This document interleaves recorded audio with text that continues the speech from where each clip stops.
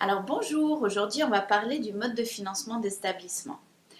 C'est un sujet qui peut sembler aride à prime abord, mais vous allez voir qu'en fait il y a plusieurs facettes et que c'est un sujet qui devient passionnant quand on l'approfondit.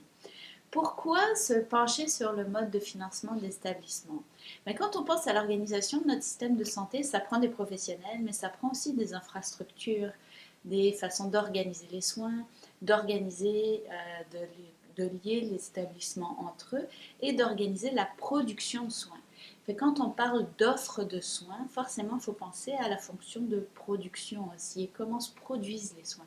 Ça prend de la technologie, mais ça prend aussi des lits, ça prend un bâtiment, ça prend c'est ça, des salles d'opération, donc toutes sortes de technologies qui peuvent être intégrées dans des établissements de santé. Notre système d'assurance maladie, quand il a été mis en place, était essentiellement une assurance hospitalisation. Les coûts d'hospitalisation étaient les coûts les plus élevés pour les gens qui étaient malades. Et quand on a mis en place cette forme d'assurance, c'était pour couvrir les gens, les protéger du risque qui était lié à l'hospitalisation, qui était le plus grand risque financier. La façon dont on a construit notre système de santé était très hospitalo-centré et l'est encore. On est encore dans cette tradition d'orienter beaucoup des soins vers l'hôpital. C'est sûr que quand on regarde la structure des dépenses de santé, ben les hôpitaux occupent une part importante de nos dépenses. Si vous regardez les données du CAHI, du Centre canadien d'information en santé, les hôpitaux représentent à peu près 30% des dépenses de santé. Donc c'est en fait le chapitre de dépenses le plus important. Il est aussi important que les dépenses qu'on associe aux médecins et aux médicaments ensemble. Donc les médecins, c'est à peu près 15%, les médicaments à 15%. Fait que c'est un chapitre de dépenses important. Puis quand on parle de contrôle des coûts, c'est aussi un secteur qu'il faut regarder. Si on regarde les dépenses publiques au Québec, par contre, depuis les années à peu près 2010-2011, on observe une réduction des dépenses publiques et on observe aussi une réduction plus importante, très prononcée des dépenses hospitalières. Le secteur qui est en croissance, c'est essentiellement le secteur pour la rémunération des médecins. Et c'est sûr que dans une enveloppe globale de dépenses publiques qu'on tente de contrôler, si on augmente beaucoup les dépenses dans un des secteurs, ça va se faire aux dépens des autres secteurs. Et un des secteurs qui a pâti du contrôle des dépenses publiques et de l'augmentation qui était accordée aux médecins ces dernières années, ça a été le secteur hospitalier. Mais ça reste quand même un des secteurs importants. Pourquoi se pencher sur le mode de financement des établissements? Eh bien, comme on parle de mode de paiement des professionnels, le mode de financement des établissements va aussi introduire une certaine dynamique dans la production de soins. Donc, ce n'est pas le seul déterminant, évidemment, de l'offre de services, mais ça va teinter la façon dont l'hôpital ou dont les établissements vont offrir des soins. Donc, c'est une question importante de se questionner sur comment de quelle façon on va financer nos hôpitaux.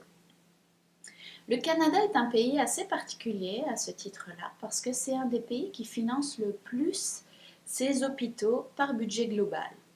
Un budget global, puis on va le voir plus en détail, c'est un financement qui n'est pas lié à l'activité, qui n'est pas lié au volume, okay, mais qui est un montant global, comme le dit son titre, qui est accordé à l'établissement.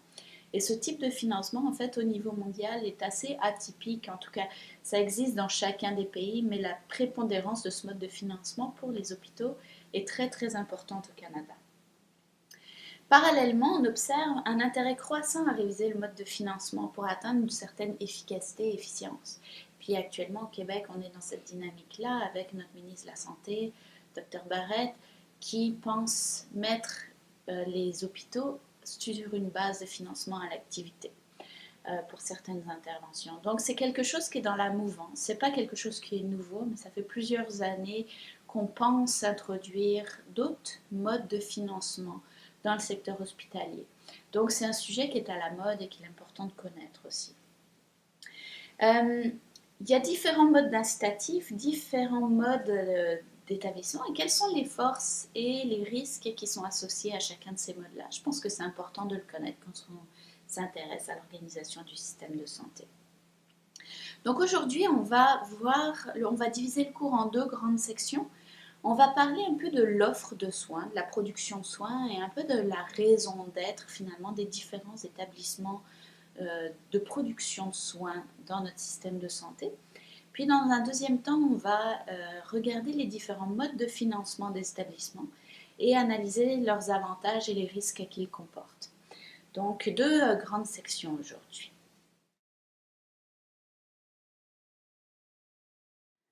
Dans ce cours, je vais souvent faire référence aux établissements de première ligne, deuxième ligne, troisième et quatrième ligne. Fait qu'on va prendre quelques minutes pour définir ce que c'est pour que tout le monde soit sur la même longueur d'onde. Fait que les établissements de première ligne sont en général les établissements qui sont la porte d'entrée du système. Fait que ça peut être votre médecin de famille, ça peut être une infirmière, clinicienne ou praticienne qui va travailler dans un établissement qui offre des soins de base. Donc là, on peut penser aux cliniques avec rendez-vous, sans rendez-vous. Les services d'urgence aussi font partie des services de première ligne. Les services de deuxième ligne sont des services qui sont en général soit diagnostiques, soit des services spécialisés.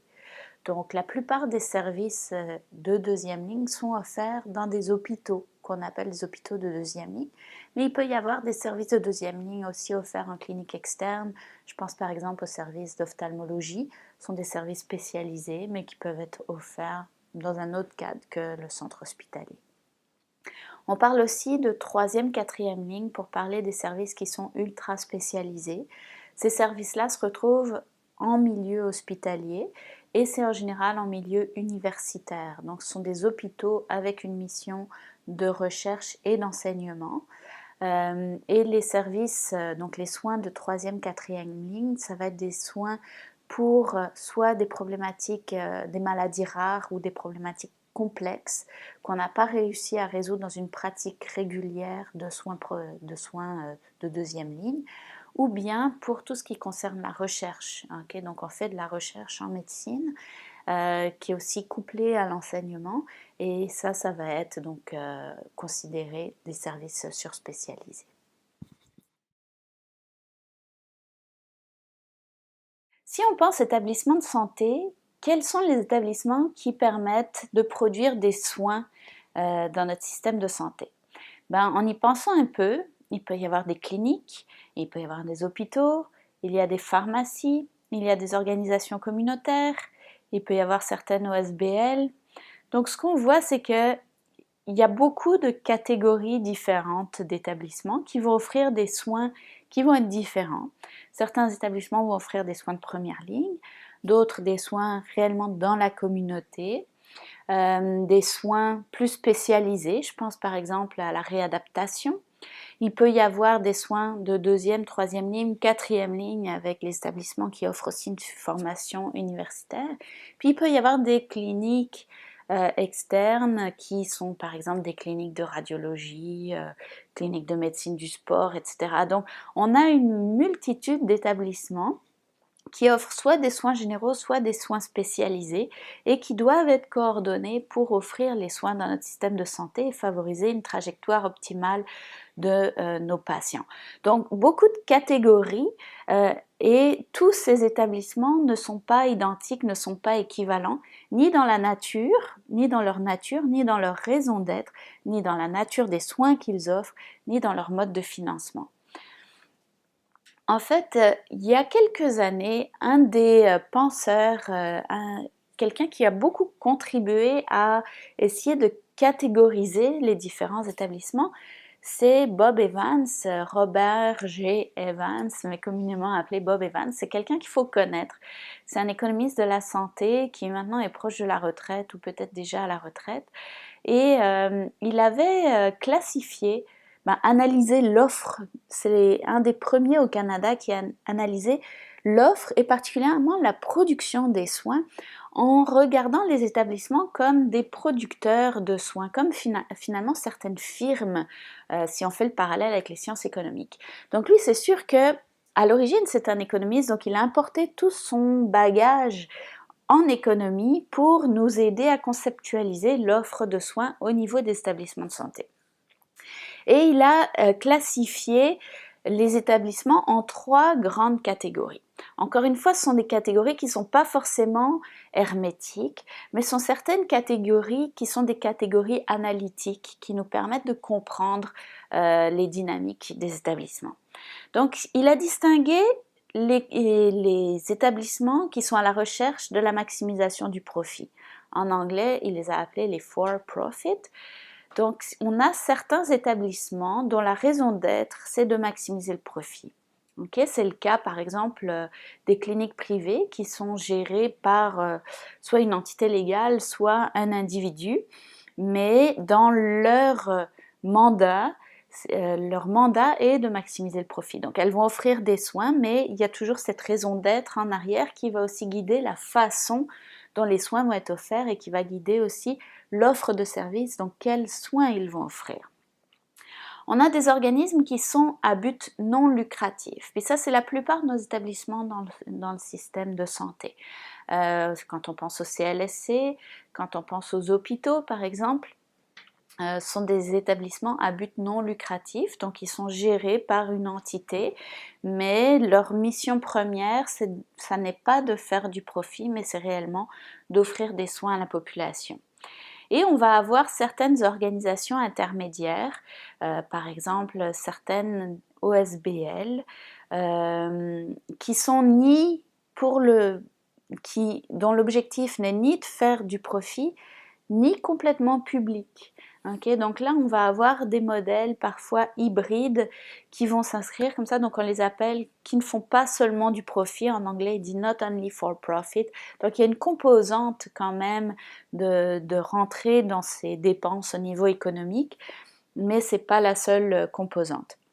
Cette classification a beaucoup marqué le discours donc, sur la production des soins et elle a été importante parce qu'elle a permis aussi de distinguer ce qu'était la fonction de production, la production des soins, du financement de la production des soins.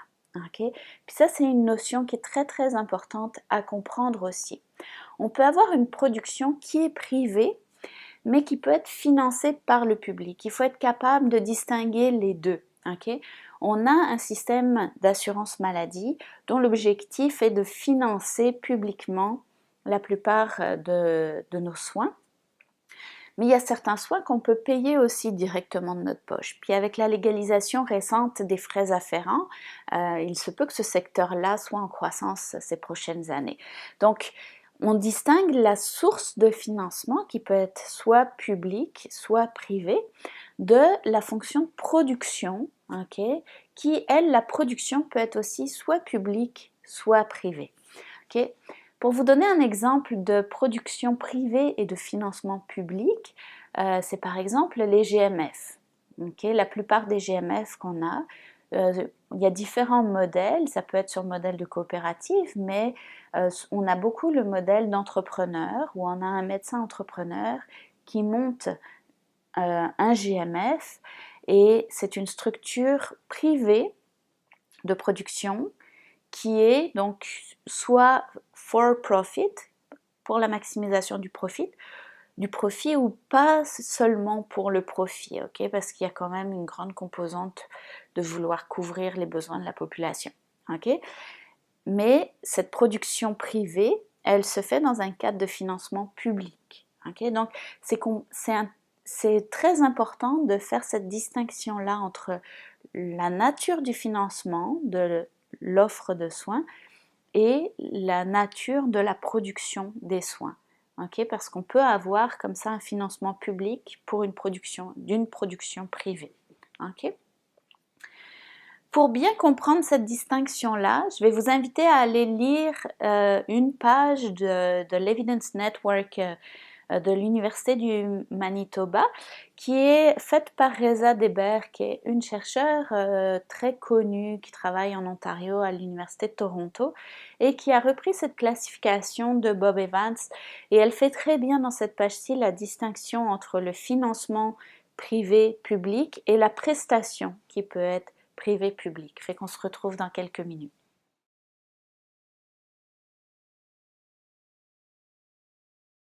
Bon, alors maintenant, vous faites bien la distinction entre le financement, qui peut être public, privé, et la production de soins, la prestation de soins. En fait, c'est le terme qu'on utilise de façon plus courante, qui elle aussi peut être à but lucratif ou à but non lucratif, avec certains modèles hybrides qui se retrouvent au milieu dans les not only for profit.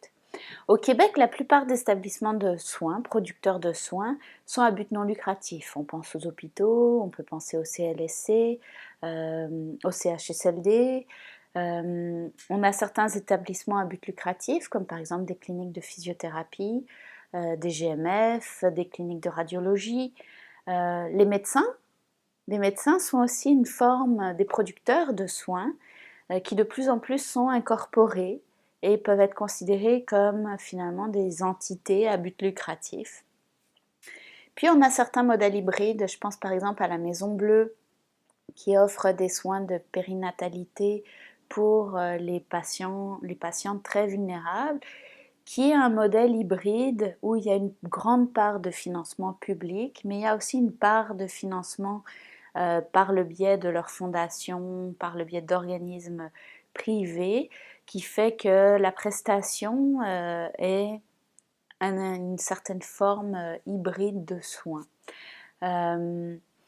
Quelque chose aussi que je dois mentionner, ce sont les modèles émergents au Québec, et puis je pense en particulier aux coopératives santé, qui occupent, en fait, qui petit à petit se sont développées pour compenser le problème d'accessibilité aux soins de première ligne au Québec, où il y a certaines organisations qui se sont mises en place, et beaucoup des organismes à but lucratif qui ont mis en place des modèles d'affaires qui fonctionnent sur le modèle de coopérative et qui offrent des soins de première ligne, particulièrement en régions éloignées. Et à ce sujet-là, je vais vous inviter à visionner un petit vidéo sur les coopératives santé. Ça vous permettra de bien comprendre ce qu'elles sont et leur mode de fonctionnement. Je vous invite à écouter le docteur Bureau, donc du petit vidéo, des minutes de 11 minutes 30 à 18h30. Et on se retrouve bientôt.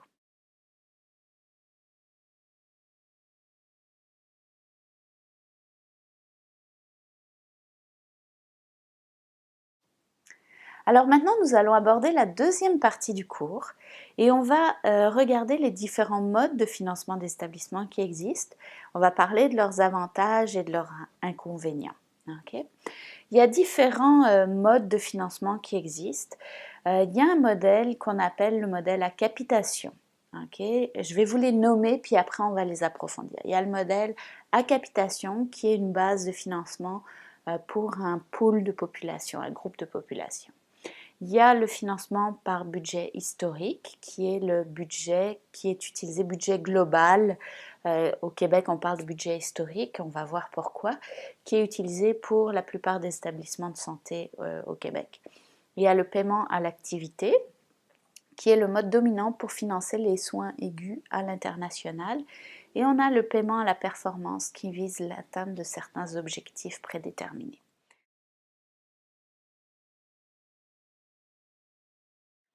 Alors premièrement, le financement à capitation. Le budget est alloué en fonction d'un groupe de population et c'est ajusté, ce budget-là est ajusté pour différentes caractéristiques parce que c'est sûr que si on est en région rurale ou si on est dans un quartier défavorisé, si on est dans une ville où il y a beaucoup de volume, c'est sûr que les caractéristiques de la population vont être différentes, leur santé va être différente, leurs besoins de soins aussi, et ça va influencer du coup le besoin des soins de santé, le type de soins de santé dont ils vont avoir besoin. Donc, quand on travaille sur un modèle de capitation, il faut oui penser un per capita, c'est de là que ça vient, donc un financement par tête de personne, mais ajuster ce financement-là pour certaines caractéristiques du patient. Donc ça peut être ajusté selon la complexité du patient ou des pathologies, selon les caractéristiques démographiques. C'est pas la même chose d'avoir 2000 patients dans la vingtaine, la trentaine, ou d'avoir 2000 patients âgés de 70 ans et plus. C'est important aussi de corriger en termes de type de région, si on est en région rurale ou si on est en région urbaine. Mais ce financement à capitation doit être aussi ajusté au type d'établissement, donc pas seulement en fonction des caractéristiques du patient, mais aussi des caractéristiques de l'établissement. Tenir compte en particulier du niveau de spécialisation. Okay? Les soins ne coûtent pas la même chose dans un hôpital de 2e ligne versus dans un hôpital de 3e, 4e ligne. Il faut aussi pouvoir intégrer par exemple les missions universitaires de certains hôpitaux. Et donc pour rendre justice à cette mission-là, souvent il faut bonifier le montant per capita. Encore une fois, tenir compte du rural, urbain. Et il peut y avoir aussi un certain niveau d'économie d'échelle dont il faut pouvoir tenir compte aussi. Donc il peut y avoir une réduction des coûts au niveau de la production des soins qui peut être liée au volume de patients. Donc plus on a un volume important, souvent plus le coût par patient va être réduit. Donc il faut aussi pouvoir ajuster le per capita de cette façon-là. Le financement à la capitation est utilisé en première ligne. On le retrouve en Angleterre, par exemple, c'est un mode de financement des organisations de première ligne qui a été très développé. Au Québec, les bonus qui sont offerts aux médecins, on peut se demander si on ne voit pas là une tendance vers un modèle qui, tranquillement, pas vite, passe du financement à l'acte vers un modèle à capitation. Mais c'est aussi utilisé pour financer les soins aigus et les centres de longue durée dans certaines provinces. Ça peut être utilisé aussi en complément du budget historique. Donc on peut avoir une composante majeure de financement qui est historique, mais de faire certains ajustements à capitation. Les forces de ce modèle de financement, c'est que c'est un modèle qui est, on dit, plus équitable qu'un financement global parce qu'on va faire des ajustements fins suivant la caractéristique des établissements et les caractéristiques des patients. Donc ça va, alors qu'un budget global, c'est un budget qui est calculé un peu grossièrement, ça permet aux établissements d'être autonomes dans l'allocation des soins. Par contre, il y a plusieurs risques aussi qui sont associés à ce mode de financement-là.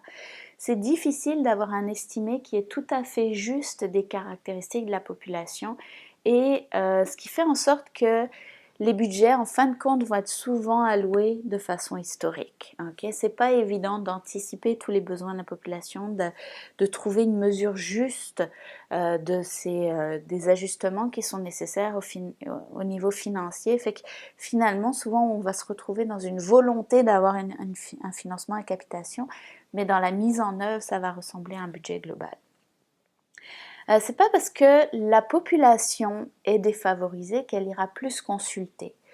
Le budget à capitation, si on essaie d'ajuster pour les besoins de la population, c'est sûr que dans les régions où la population est plus défavorisée, on va avoir tendance à bonifier le montant per capita qui va être alloué aux producteurs de soins.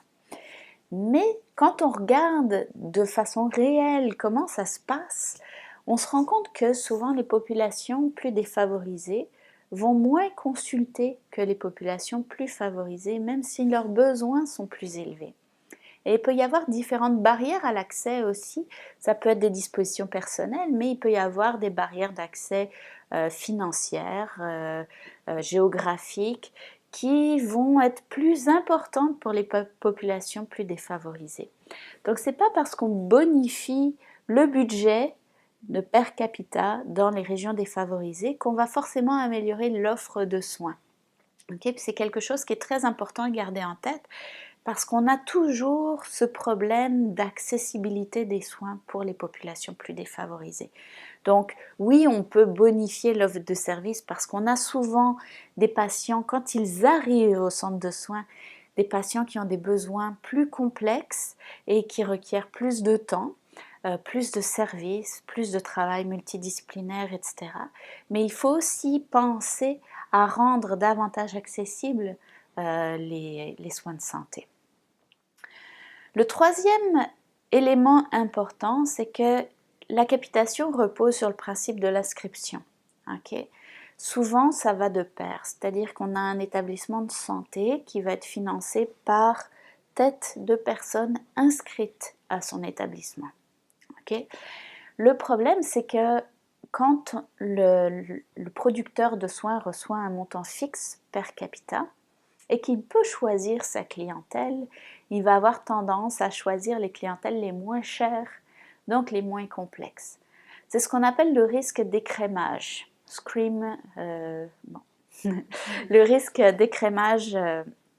Donc, on a des patients, on a des producteurs de soins qui vont choisir d'inscrire des patients qui sont plus légers et comme ça vont bénéficier d'un per capita plus important et être capables de dégager une marge de profit. Donc dans les modèles à capitation, on a des barrières encore plus importantes à l'accès pour les populations qui ont des besoins complexes. Et ça, c'est quelque chose qui est très important aussi. Donc précédemment, on a vu que c'est pas parce qu'on bonifie le montant per capita pour les patients complexes qui vont avoir accès, parce qu'il y a une problématique d'accessibilité qui existe pour ces populations-là, quand on regarde ce qui se passe de façon très concrète. Mais avec un modèle à capitation, on va en plus introduire cette problématique d'écrémage qui risque d'augmenter davantage les problèmes d'accessibilité pour les populations défavorisées. Et c'est sûr que le montant que l'on accorde à la capitation, le montant supplémentaire pour tenir compte de cette complexité, est une volonté de contrebalancer cette dynamique-là, mais dans les faits, on se rend compte que ça ne fonctionne pas comme on le souhaiterait. Dans les cas des organisations de première ligne qui sont financées à capitation et qui financent les soins spécialisés, il y a un risque de problème d'agence. Ça a été observé en Angleterre, où ils ont mis en place des organisations de première ligne qui étaient responsables d'un budget per capita, donc en fonction du nombre de populations inscrites, et c'était les organisations de première ligne qui étaient chargées d'acheter des soins spécialisés pour leurs patients. Donc c'est elles qui recevaient le montant global pour tous les soins et qui finalement étaient chargées de faire un contrat avec les organismes spécialisés. Dans les faits, ça se faisait juste par prescription, facturation.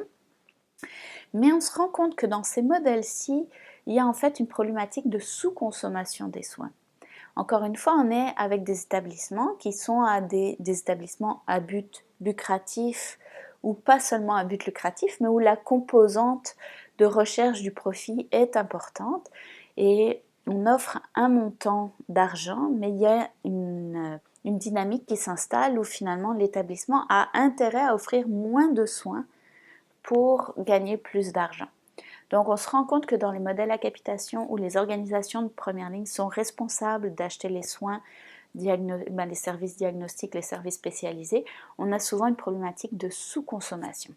On appelle ça un problème d'agence parce que chaque professionnel est supposé prendre les décisions qui seraient les décisions que le patient prendrait s'il avait toute l'information à disposition pour choisir les soins qu'il aimerait recevoir.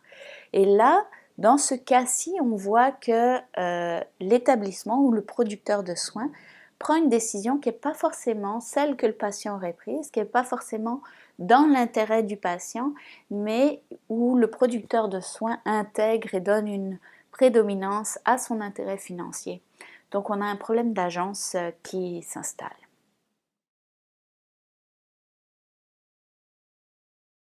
Alors le budget global, c'est le mode de financement des établissements qui est le plus courant au Canada.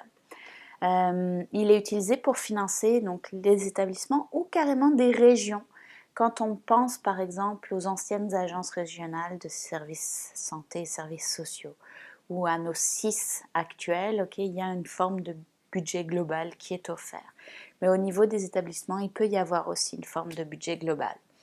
La force de ce mode de financement, c'est qu'il est facile à gérer. Les montants sont très prévisibles. Au Québec, ils sont fixés de façon historique. Donc on parle de façon interchangeable au Québec de budget global ou de budget historique. Le problème des budgets historiques, on va en voir, il y en a plusieurs, mais c'est que ça introduit aussi une dynamique politique pour l'obtention des budgets.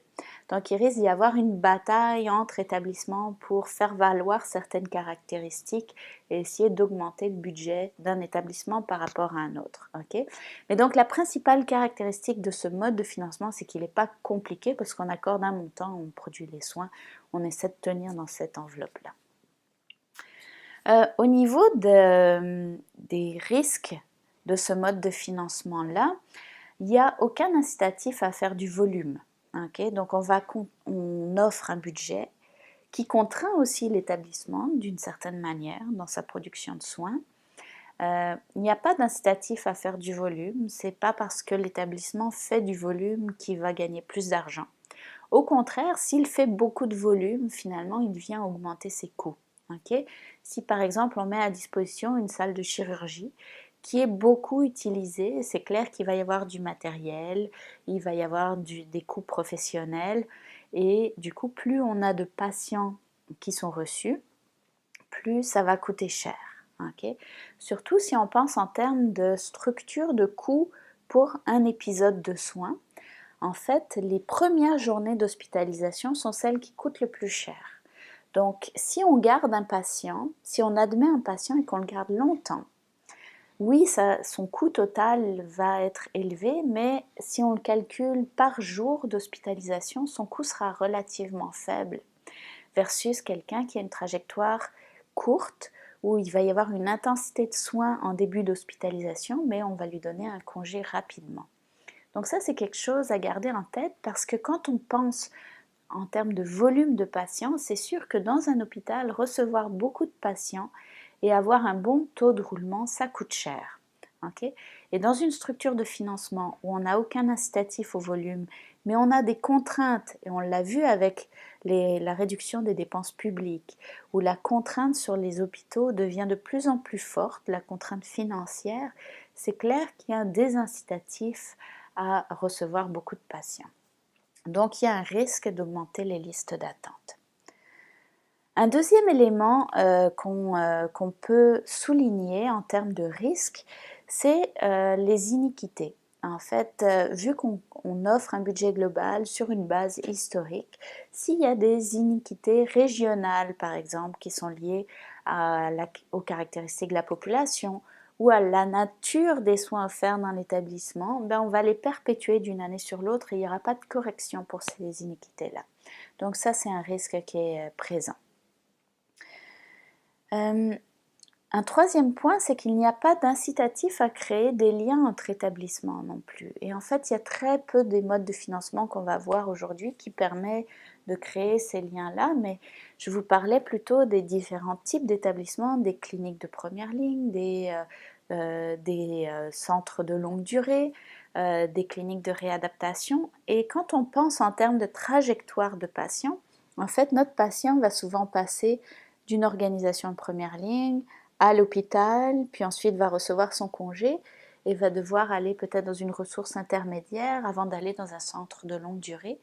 Donc en termes de trajectoire de patient, on a un patient qui va voir différents types de professionnels, mais il va aussi se promener dans différents types d'établissements.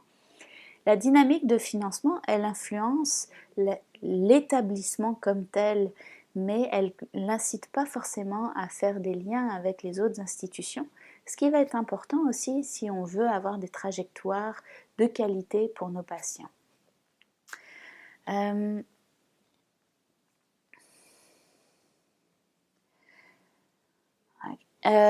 Peut-être le seul incitatif qu'on retrouve en termes de budget global, c'est l'intérêt pour les établissements à créer des liens pour tout ce qui concerne la préhospitalisation. Okay?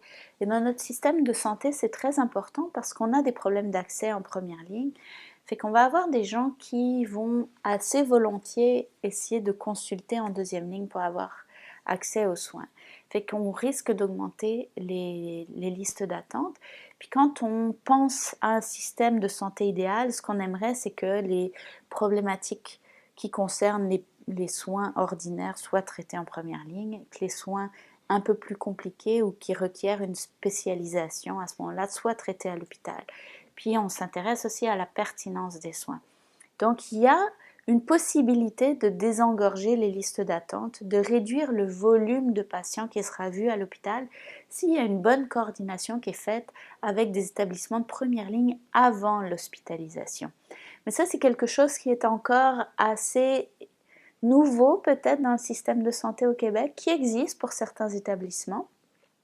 Et je vais vous inviter à écouter Marie Beauséjour, qui a travaillé sur les cliniques d'orthopédie pédiatrique qui présentaient donc des listes d'attente très importantes et où une organisation a essayé d'établir des liens avec d'autres organisations de première ligne pour améliorer la pertinence des soins en milieu hospitalier, mais aussi pour réduire le volume de patients qui est vu à l'hôpital.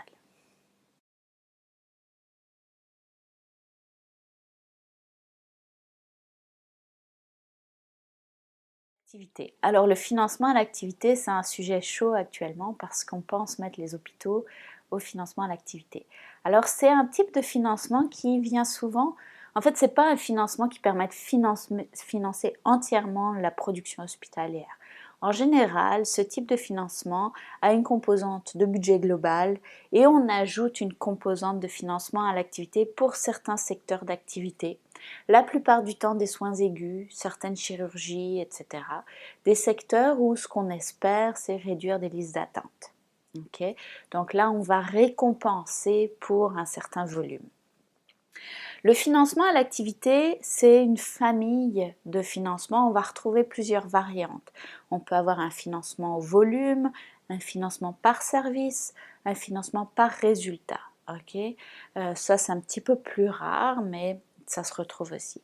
C'est une forme de financement qui est très courante dans certains pays du monde, en particulier aux États-Unis, en France et en Allemagne, entre autres. Quelques mots de vocabulaire. Okay? Le financement se fait par ce qu'on appelle des Diagnosis Related Group, DRG. Okay? Où on va faire, quand on fait un financement à l'activité, forcément, il faut qu'on recense déjà qu'est-ce qu'on fait comme activité, combien ça coûte et combien on est prêt à offrir. Okay? Les hôpitaux, suivant leur structure financière, vont produire des soins à différents coûts. Okay? Et là, ce qu'on va faire, c'est fixer un montant pour un type d'activité ou un type de service. Donc, ce que ça requiert, c'est qu'il faut calculer le juste prix de cette activité-là et ensuite de dire, bon, chaque fois que vous verrez, je ne sais pas, vous ferez une chirurgie de la cataracte, vous toucherez tel montant. Donc, on va récompenser à ce moment-là l'acte et encourager les établissements à faire du volume. Ce qui est difficile avec ce type de financement, c'est de ne pas pénaliser certains établissements. Comme il peut y avoir des établissements de santé où les coûts d'infrastructure sont plus élevés. Okay? Donc ils ont par exemple développé une nouvelle aile toute neuve, ils ont des coûts d'infrastructure qu'ils doivent amortir sur 25-30 ans. Et ces coûts d'infrastructure dans la structure de production sont importants et ça peut les pénaliser d'être financés à l'activité. On peut aussi pénaliser certains établissements qui font de la recherche ou de l'enseignement avec un financement à l'activité. Parce que les activités de recherche, d'enseignement, on fait peut-être un peu moins de volume, mais on forme des étudiants, on met en place certaines interventions qui sont plus expérimentales, donc on fonctionne moins sur un mode de production de masse. Et un financement à l'activité peut pénaliser des établissements qui ont une mission d'enseignement et de recherche. Donc il faut faire attention à ça. Le principal effet de ce mode de financement, c'est que ça met les établissements en compétition. Comme on l'a vu, il y a certains hôpitaux qui vont avoir des structures de coûts où les coûts de production d'une certaine intervention vont être plus faibles que pour d'autres hôpitaux. Ça s'explique par l'infrastructure, mais ça s'explique aussi par la façon dont on organise les soins et les professionnels pour offrir ce type d'intervention-là, qui peut varier d'un établissement à l'autre. Et en fait, si on offre un même montant à tous les hôpitaux, indépendamment de ce que ça leur coûte, on va observer à terme une spécialisation des hôpitaux, où les hôpitaux pour lesquels cette intervention est plus rentable, donc ils reçoivent un montant supérieur à ce que ça leur coûte, vont avoir tendance à devenir spécialistes de ce type d'intervention, alors que les hôpitaux pour lesquels les coûts de production de ce type d'intervention sont supérieurs à ce qu'ils reçoivent, vont avoir tendance à délaisser cette intervention. Donc à terme, on va avoir une spécialisation des hôpitaux, avec certains hôpitaux qui vont choisir de produire davantage d'un type d'intervention qui est plus rentable pour eux, et d'autres hôpitaux qui vont carrément délaisser certaines pratiques.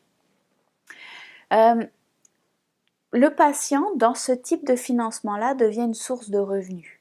Okay? On a vu dans le budget global que plus on admettait un volume de patients, plus ça coûtait cher à l'hôpital. Okay? Donc là, le patient, dans le budget global, est une source de coût. Dans un financement à l'activité, le patient est une source de revenus. Chaque fois qu'on a un nouveau patient, on a un bonus en termes de financement. Okay, donc ça change un peu la dynamique. Et pour les hôpitaux qui trouvent rentables certaines interventions, en fait, ils ont intérêt à entrer dans un processus de séduction des patients et essayer de recruter un volume de patients important. Donc, un des effets qu'on peut s'attendre à observer, c'est une augmentation de la satisfaction des patients, non pas reliée à la qualité des soins, et ça, il faut faire très attention de distinguer ça, mais plutôt liée à la qualité relationnelle. Okay, donc, on va, par exemple, accueillir le patient, faire un peu attention à... on peut faire de la publicité, on peut améliorer tout ce qui est le ressenti à l'hôpital pour faire en sorte que le patient se sente bienvenu, etc. Donc, on rend l'épisode de soins souhaitable finalement et on augmente la satisfaction des patients. La force de ce type de financement, du financement à l'activité, c'est principalement le volume. Comme on reçoit un bonus pour chaque patient qui est reçu, dans les faits, on a tendance à faire plus de volume. Donc, c'est un des effets qui est recherché et qui est souvent vu, observé si on implante ce type de financement. Donc, on a tendance à réduire les listes d'attente. Par contre, paradoxalement, ça va avoir tendance à augmenter les listes d'attente dans les secteurs qui sont non financés à l'activité. Okay, je vous l'ai dit, dans un hôpital, il y a plusieurs activités qui sont faites et on ne va pas financer toutes les activités à l'hôpital sur le mode de l'activité. On va aller chercher par exemple le financement de certaines chirurgies, mais du coup, ça va devenir rentable pour l'hôpital d'investir dans ce type d'intervention-là, mais de délaisser au contraire des interventions qui vont être moins rentables.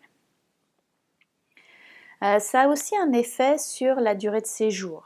Okay? Donc on a des patients qui vont voir une durée de séjour beaucoup plus courte parce qu'on a intérêt encore une fois à faire du volume, c'est rentable de voir des patients.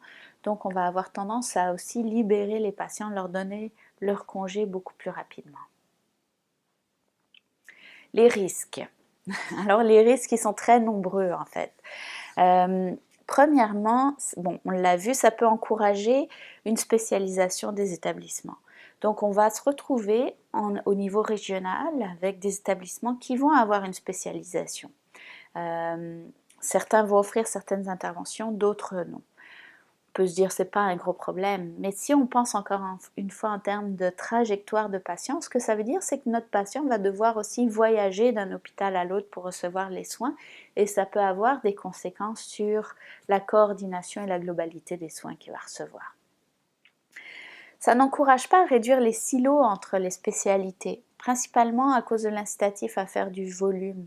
On a besoin, comme patient, d'avoir des spécialistes qui se parlent. Quand on a des patients avec des problématiques complexes, ils vont souvent arriver avec une problématique de diabète et ils ont besoin d'une opération. Quand ils vont être dans leur lit, il va falloir que les spécialistes se parlent pour coordonner les soins, qu'on n'interrompt pas le suivi du patient diabétique, même s'il se fait opérer. Et le financement à l'activité n'encourage pas ce dialogue-là. Un autre aspect qui est très important, c'est qu'il y a un incitatif à ce que les soins coûtent moins cher que ce que l'hôpital va recevoir. Et ça, c'est très important aussi pour la qualité des soins parce que ça va être un incitatif à revoir les processus de production. Donc, quand on entend notre ministre en parler, il nous dit que c'est très très bien finalement parce que les hôpitaux vont apprendre des hôpitaux les plus performants. Mais est-ce qu'on va offrir des meilleurs soins? Pas forcément. On va rechercher à produire les soins de façon moins chère, de façon à recevoir un montant qui soit confortable et qui récompense le volume d'activité. Okay, donc, on va avoir tendance à revoir les processus de soins et à essayer de diminuer le coût de production des soins, parfois au dépend de la qualité de certains soins. Un autre point, c'est le risque d'écrémage, encore une fois. Si on a des patients qui sont complexes, qui requièrent des soins surspécialisés, ça va représenter un coût pour l'hôpital. Donc, il peut y avoir un désincitatif à recevoir ces patients-là. On a aussi besoin de consolider les ressources transitoires. Ça, c'est quelque chose qui apparaît de façon récurrente dans la littérature. Comme le financement à l'activité récompense le volume, on a aussi tendance à donner le congé aux patients de façon rapide. Peut-être parfois trop rapide. Okay?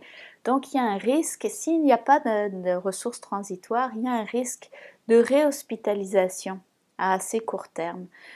Donc, le financement à l'activité, si on veut le faire correctement, ça impose aussi la coordination avec des ressources transitoires ou d'autres établissements qui sont capables de faire le suivi post-opératoire, post-hospitalisation, de façon à ce qu'il y ait une continuité des soins et que le patient soit accompagné dans les jours qui vont suivre l'intervention.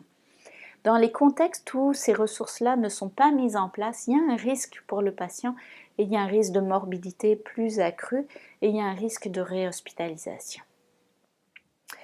Finalement, le financement à l'activité peut contribuer aussi à réduire l'accès aux services pour les pays qui ont des régions très éloignées. Et c'est le cas au Canada.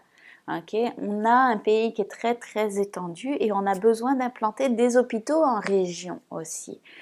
Et le fait d'avoir un financement à l'activité, le fait que ça spécialise certains établissements, ça peut aussi inciter certains hôpitaux régionaux à délaisser certaines interventions qui sont moins rentables pour eux et du coup à ne plus offrir ces soins en région. Donc ça va augmenter les inéquités d'accès et les inégalités d'accès pour les patients qui sont en région éloignée. Donc un autre risque important.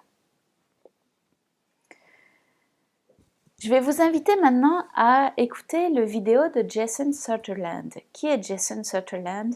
C'est un professeur qui est en Colombie-Britannique et qui a beaucoup travaillé sur les types de financement des établissements et il a donné une conférence qui est filmée. Donc ça fait partie des têtes qu'il faut connaître sur cette question-là. Donc je vais vous inviter à l'écouter et comme ça vous permettra de renforcer vos connaissances sur ce sujet-là.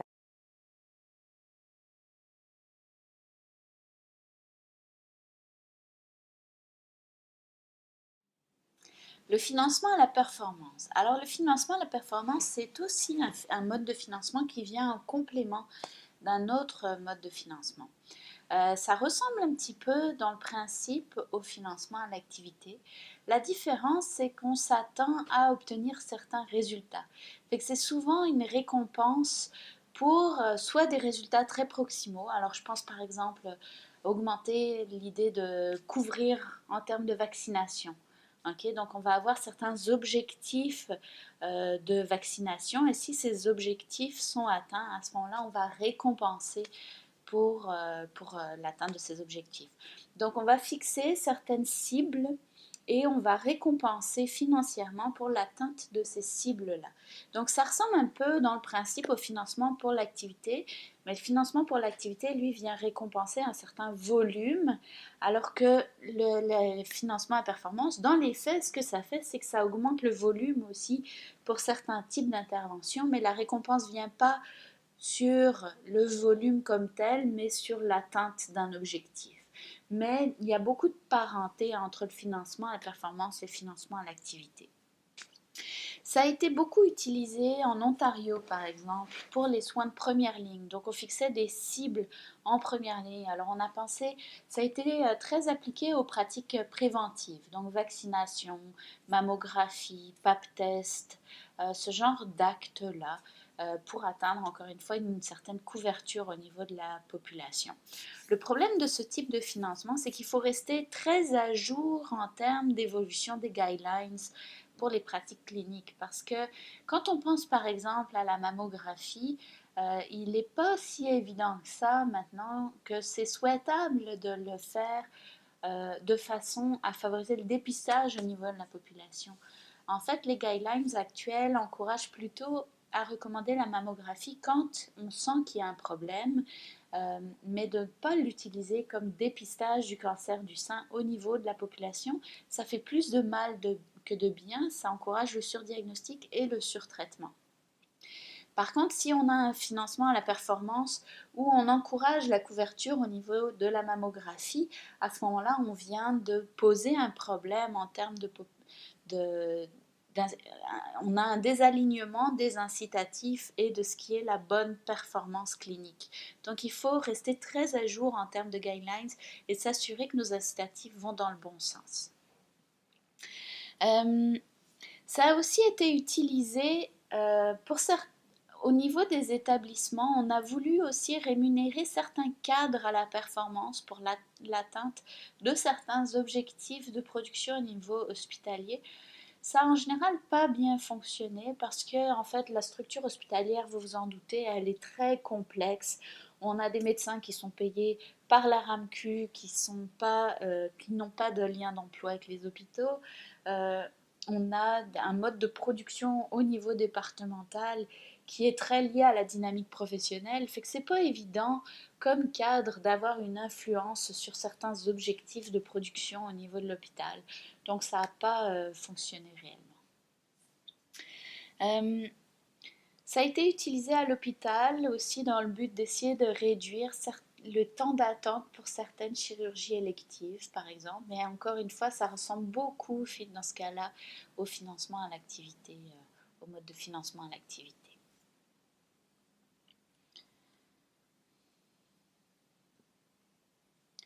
Les forces du paiement à la performance. La force du paiement à la performance, c'est que ça semble bien fonctionner en première ligne pour tout ce qui est les mesures préventives.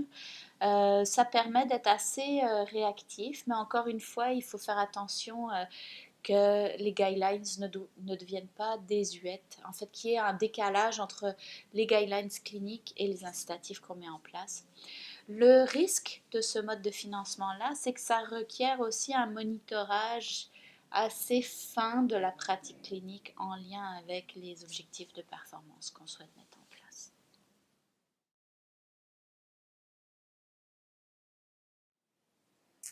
Bon, on aborde maintenant la troisième partie du cours. Je ne vous avais pas parlé de troisième partie, mais c'est en fait notre synthèse qui va reprendre certains éléments. Et surtout, plutôt que faire une réelle synthèse, j'aimerais soulever certains points qui sont importants maintenant que vous connaissez les raisons d'être des différents établissements, les différents modes de financement de ces établissements, pour, si on se place en termes de performance du système de santé, être capable d'amener certains éléments de réponse sur là où on aimerait aller. Alors, premièrement, il ne faut pas oublier qu'on a affaire à un système. On parle de système de santé, de système de soins. Qu'est-ce que c'est un système? Un système, c'est une organisation très complexe qui est composée de plusieurs organisations qui sont en interaction où l'être humain, le facteur personnel est prépondérant. Et la qualité des soins va reposer sur les liens entre ces secteurs, sur leur coordination, leur complémentarité. Et il faut penser que notre patient, dans sa trajectoire de soins, va être au cœur de ce système-là. Okay? Quand je vous avais donné l'exemple précédemment d'un épisode de soins, donc on a un patient qui ressent un besoin de santé, il va aller consulter en première ligne, soit une infirmière, soit un médecin. On va lui référer des soins chez un spécialiste ou des services diagnostiques. Donc il va aller passer une radio, recevoir l'avis du radiologiste, peut-être aller consulter encore en spécialité, revenir en première ligne, peut-être qu'on va lui dire « Ah, il va falloir vous opérer, monsieur », il va aller à l'hôpital, ensuite il va avoir besoin de services de réadaptation avant de retrouver son état habituel, si on veut, ou un état de santé plus régulier. Donc, notre patient, dans sa trajectoire de soins, va devoir composer avec différents professionnels, différentes organisations, et la qualité des soins en bout de ligne va dépendre de la coordination et de la complémentarité de ces organisations-là. Quand on a parlé de mode de financement ou de raison d'être des organisations, on les traite établissement par établissement. Mais la façon dont on va financer l'établissement va être aussi un déterminant de la coordination et des liens que ces organisations vont vouloir créer ou non avec les autres. Donc, ce qu'on a vu par exemple avec le financement à l'activité, c'est que le financement à l'activité peut mettre en compétition certaines organisations, ce qui peut être souhaitable si on veut augmenter le volume pour certaines interventions, mais ce qui peut aussi avoir des effets non souhaitables, comme le fait de réduire l'accessibilité à certains services dans certaines régions.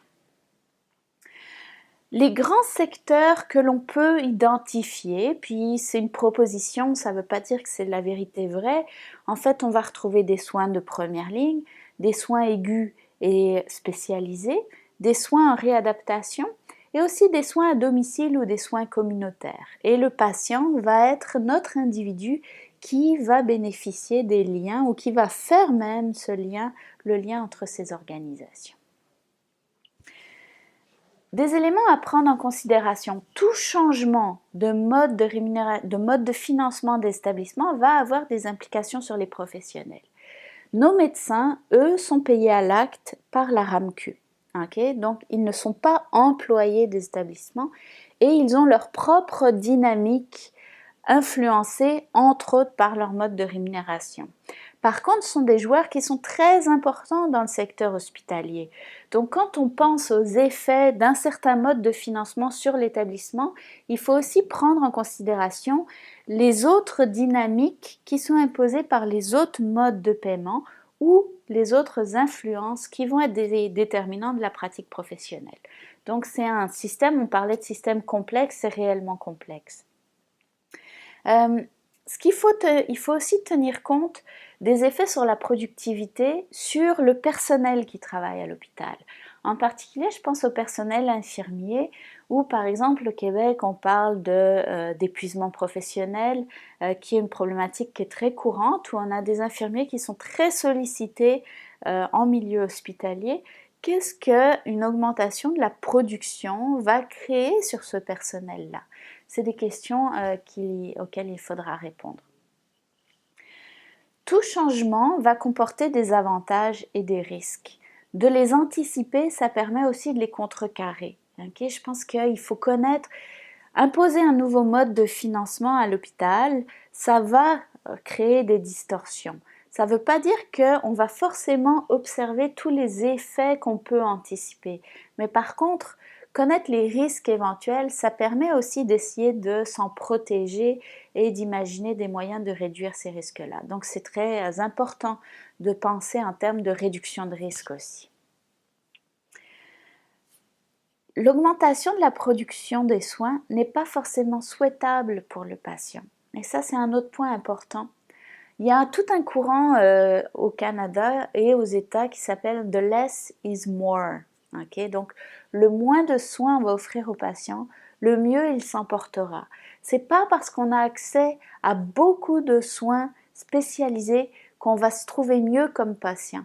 C'est pas vrai qu'une quantité de soins, que ce soit en première ligne ou en service spécialisé, donne des meilleurs résultats de santé et améliore la santé du patient. Okay? Et il faut faire attention parce que c'est sûr que quand on voit des listes d'attente, qu'on vit des problèmes d'accès aux soins, on veut résoudre cette problématique-là. Et je pense que oui, il est important de la résoudre, mais il faut vraiment mettre au cœur de notre discours la notion de pertinence des soins. C'est pas parce qu'on a beaucoup de gens sur la liste d'attente qu'il est pertinent que tous ces gens-là soient là.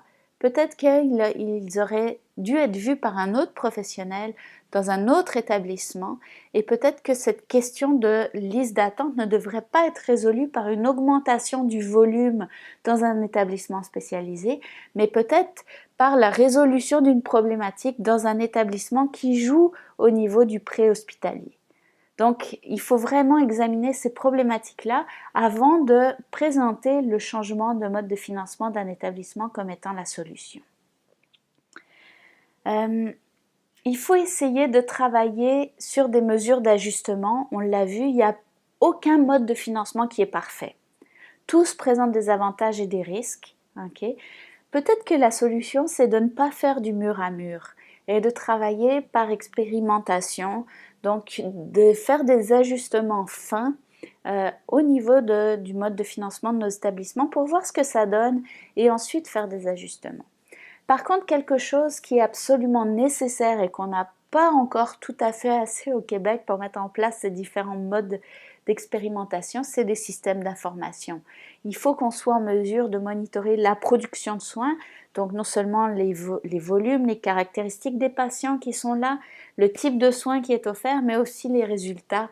Donc qu'est-ce que ça donne en termes de réhospitalisation, en termes de morbidité, en termes de résultats de santé. Et on n'est vraiment pas rendu là dans nos systèmes d'information, donc ça serait vraiment quelque chose à mettre en place.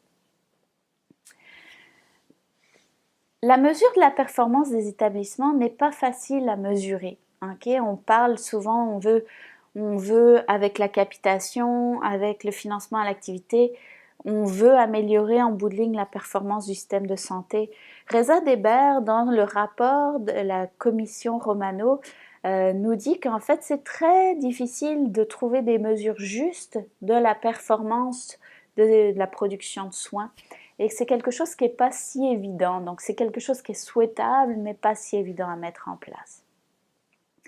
Elle nous rappelle qu'un système performant, en fait, ça revient à poser plusieurs questions. D'abord, quels services sont offerts, à qui ils sont offerts et qu'est-ce que donnent ces services-là. Donc à chacune de ces questions-là, on va avoir des réponses différentes et si on veut pouvoir porter un jugement sur la performance des établissements de santé, il va falloir qu'on soit capable de répondre à ces questions-là. Donc quels services offre-t-on, à qui on les offre et qu'est-ce que ça donne? Finalement, Reza Deber, dans son rapport pour la commission Romano, nous dit aussi que les organisations à but non lucratif offrent des soins de plus grande qualité. Ça, c'est quelque chose qui est important parce que dans le discours, on fait souvent valoir le secteur privé comme étant un secteur qui porte l'innovation, qui est plus réactif, qui va encourager, qui va davantage faire de volume. Fait que même si on ne parle pas ici de financement privé-public, mais juste au niveau de la prestation, le secteur privé est souvent perçu comme étant un secteur plus performant et qu'on devrait encourager la prestation privée au Québec. Et puis c'est ce qu'on essaie de faire avec la mise en place des modèles GMF, où finalement on a redonné un nouvel élan à une forme de prestation privée à but lucratif. Mais quand on est dans un système privé à but lucratif, la notion d'agence est très très présente. Donc ce que nous rappelle Reza Deber, c'est qu'il est important d'avoir des institutions productrices de soins qui soient à but non lucratif pour réduire les risques d'agence et c'est souvent là qu'on retrouve la plus grande performance de production de soins. Finalement, peut-être qu'il faut trouver un certain équilibre entre la coopération et la compétition entre les établissements. On l'a vu, le système de soins est un système complexe et la qualité des soins va reposer sur la coordination de différents prestataires de soins. Et il va être important de trouver un équilibre, de s'assurer que l'établissement ait un incitatif à voir les patients, mais aussi un incitatif à se parler et à produire un volume de soins qui est raisonnable. Donc peut-être de proposer un dialogue entre certaines mesures qui favorisent la coordination, la complémentarité entre certains établissements, mais aussi une certaine forme de compétition, là où dans certains secteurs on pourrait en avoir besoin.